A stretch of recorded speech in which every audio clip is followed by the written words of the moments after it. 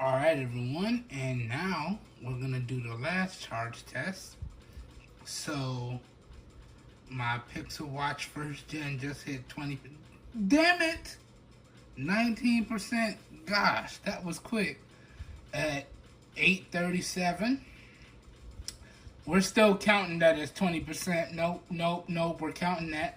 Let me show y'all real quick. 20%, 19%. You can call it what you want to call it. 8:37. Let's drop it on. Let's do this.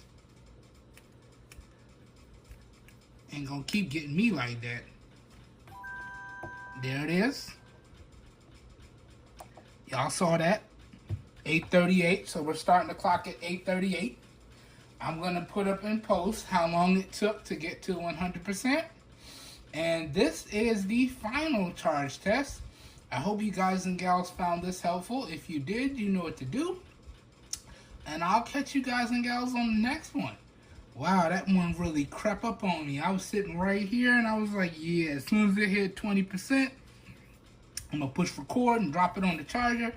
I looked down and it went to 19 that quick. I'm like, oh, hell no. But we're still counting that.